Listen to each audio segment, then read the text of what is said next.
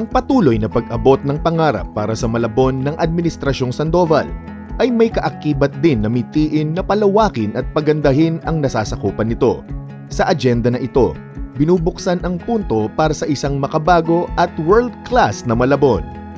Ang pundasyon ng pag-unlad ay inihahanda sa pamamagitan ng pagsasapanahon ng Malabon Local Incentive and Investment Code, City Land Use Planning at Zoning Ordinance upang tiyakin na ang reclaimed areas ay handa para sa komersyo at pamumuhunan. Dahil ang matatag na infrastruktura ang magbibigay daan sa mas ligtas na tahanan sa bawat pamilya. Kasabay nito, ang kinakailangang rehabilitasyon ng mga pangunahing kalsada at modernisasyon ng pumping stations. Ang reklamasyon ay tungkol sa karagdagang oportunidad at pagkakataong makibahagi sa kabuuang pag-unlad. Isang bagong mukha ng lungsod ating itinatayo ng ating LGU kung saan ang modernong negosyo at ligtas na pamayanan ay magsasama para sa mas malaking Malabon. Sa kabilang banda, masusukat din ang pag-unlad at kagandahan ng isang lungsod sa kaligtasan at kapanatagan ng mga mamamayan nito.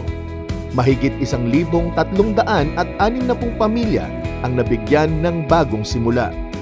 Mula sa mga danger zones, sila ay inilikas tungo sa mga ligtas na komunidad sa pamamagitan ng ating socialized housing at Certificate of Entitlement for Lot Allocation Distribution.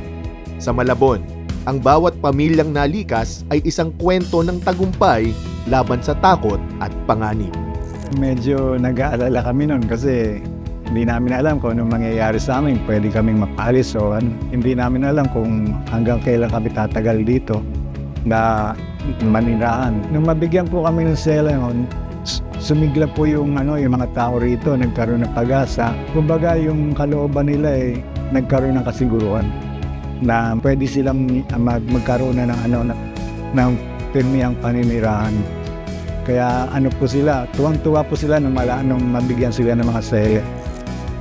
Ang adyenda ng reklamasyon sa Malabon ay may kaakibat na responsibilidad sa kalikasan na tinutugunan ng lokal na pamahalaan. Sa pag-upgrade ng ating mga flood control infrastructure, libu-libong kabahayan ang ating pinoprotektahan. Ang modernong Malabon ay isang resilient Malabon. Ang ating flood control system, kabilang ang mga upgraded pumping stations, floodgates at drainage, ay sinisigurong ang mga low-lying areas ay ligtas habang itinatayo natin ang bagong economic zones.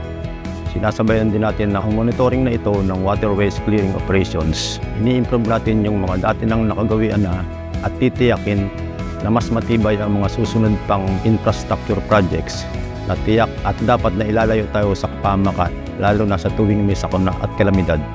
Sa lupang nasasakupan at bahay na pinatitibay ng pagmamahal sa pamilya, itinatala ng bawat Malabueño ang kasaysayan ng kanilang pag-ahon. Ang mga kwentong ito ang matatag na pundasyon ng mas malaking Malabon.